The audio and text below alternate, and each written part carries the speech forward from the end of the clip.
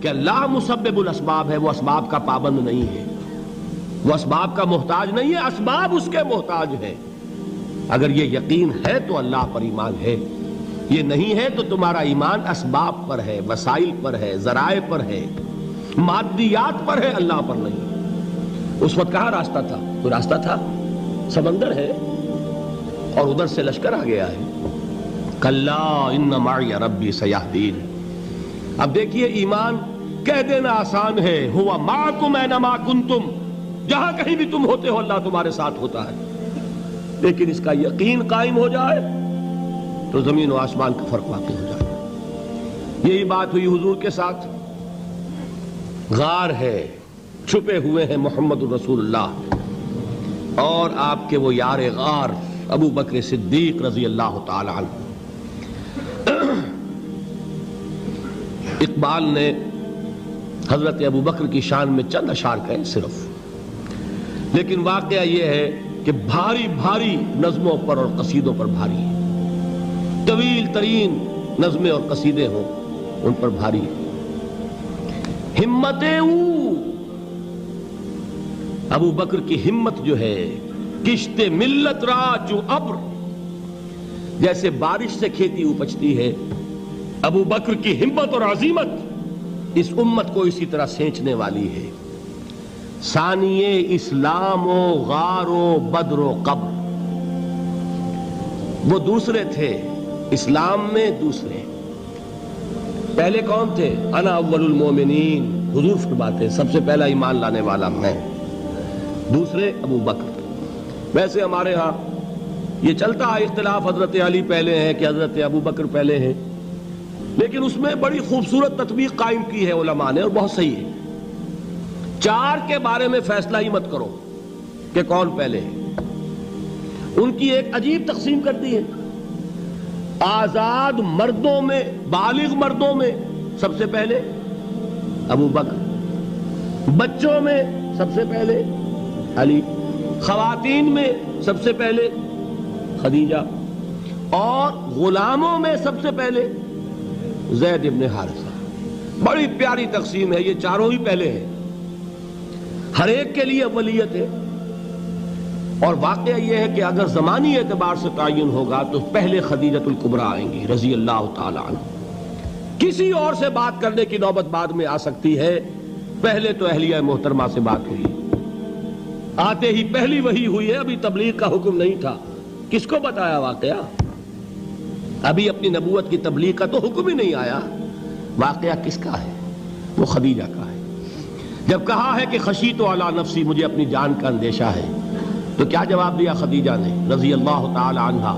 وہ صدیقۃ الکبریٰ ہے۔ صدیقات جو ہیں خواتین، ان میں چوٹی پر خدیجۃ الکبریٰ ہے رضی اللہ تعالی عنہا، اور صدیق جو مرد ہیں ان میں صدیق اکبر ہے ابو بکر صدیق رضی اللہ تعالی عنہ، لیکن صدیقات میں چوٹی پر۔ جب حضور نے فرمایا خشیت علی نفسی، کیا فرمایا؟ کیا عرض کیا؟ کیسے تسلی دی؟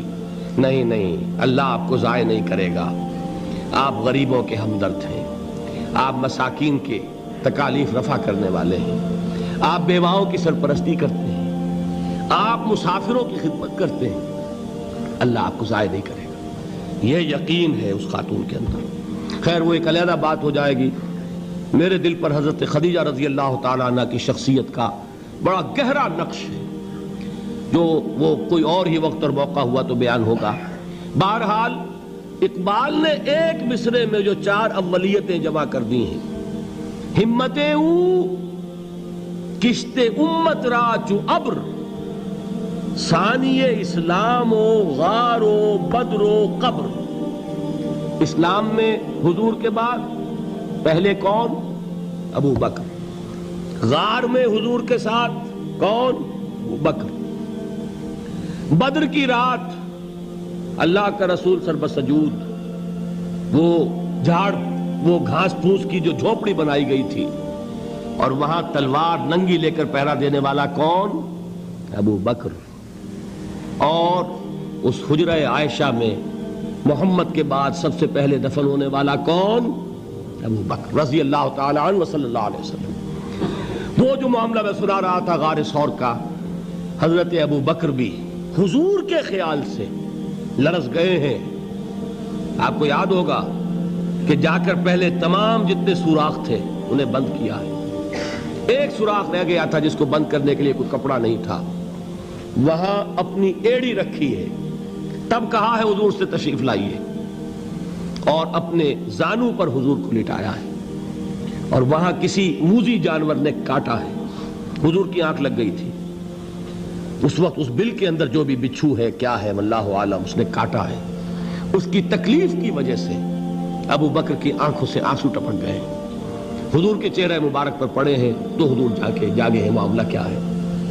ایڑی نہیں ہٹائی وہاں سے, مبادا وہ جانور وہاں سے نکل کر محمد الرسول اللہ کو کوئی گزن پہنچا دے. ابو بکر کی ایڑی ہے, جس طرح چاہے کھا لے, ختم کر دے, جان نکل جائے تب کوئی آنچ آئے محمد پر تو آئے, لیکن جیتے جی نہیں. وہ ہے ابو بکر حضور کے خیال سے. اس وقت حضور نے پھر اپنا لعاب دہن لگایا ہے اور اس سے پھر آپ کی تکلیف ختم ہوئی. جیسے خیبر میں حضرت علی کی آنکھ دکھ رہی تھی, اس کو جو شفا حاصل ہوئی ہے وہ بھی حضور کے لعاب دہن سے ہوئی.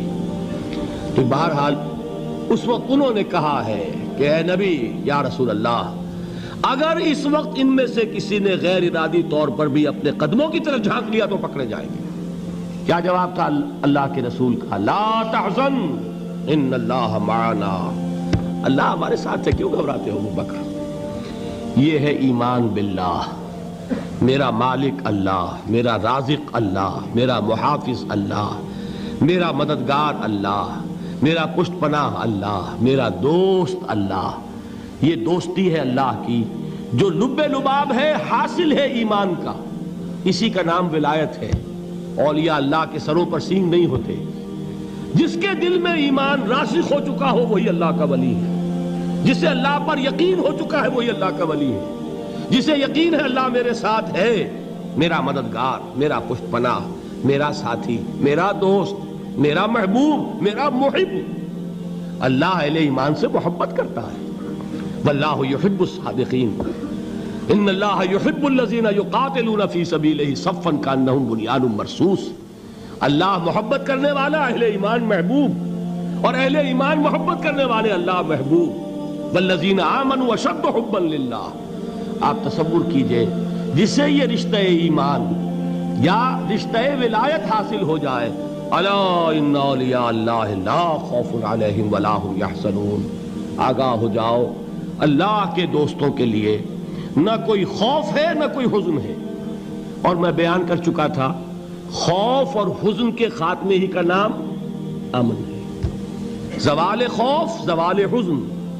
یہ خوف اور حزن کیوں آتے ہیں بار بار؟ اللہ تخافوا ولا تحزنوا, دونوں آ گئے. الا ان اولیاء اللہ لا خوف علیہم ولا هم یحزنون, پھر وہی دو. وہ کیوں ہے؟ خوف ہوتا ہے کسی مستقبل کی بات کا, یہ نہ ہو جائے, وہ نہ ہو جائے, یہ نقصان نہ پہنچ جائے, یہ تکلیف نہ ہو, یہ غضب نہ آ جائے. خوف ہے مستقبل سے. حزن ہے یہ کیوں ہوا, یہ نہیں ہونا چاہیے تھا, یہ میرا فلاں چیز میرے ہاتھ سے جاتی رہی ہے, فلاں موقع نکل گیا, اب بیٹھے ہوئے ہیں اندر ہی اندر کڑ رہے ہیں, صدمہ ہے اور رنج ہے. اور جو اللہ پر ایمان رکھتا ہے وہ جانتا ہے ما اصاب من مصیبت فی الارض ولا فی انفسکم الا فی کتاب من قبل ان نبرأها ان ذلک علی اللہ یسیر لکی لا تعصوا علی ما فاتکم ولا تفرحوا بما آتاکم واللہ لا یحب کل مختال فخور. اس زمین میں یا تمہاری جانوں میں کوئی تکلیف, کوئی مصیبت نہیں آ سکتی سوائے اس کے کہ جو اللہ نے لکھ دی ہو, اس سے پہلے کہ وہ ظاہر ہو. جس کو یہ حقیقت معلوم ہو گئی اس کو یہ طرز عمل اختیار کرنا چاہیے. جو چیز چھن جائے, جاتی رہے, چھوٹ جائے, اس پر افسوس نہ کرو.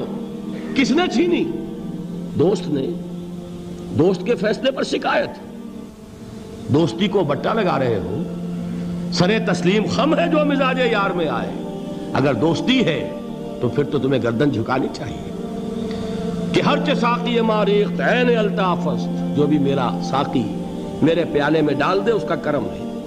جو اس کی طرف سے آئے اس پر کوئی رنج نہیں, کوئی صدمہ نہیں, کوئی غم نہیں, کوئی شکایت نہیں, کوئی شکوہ نہیں.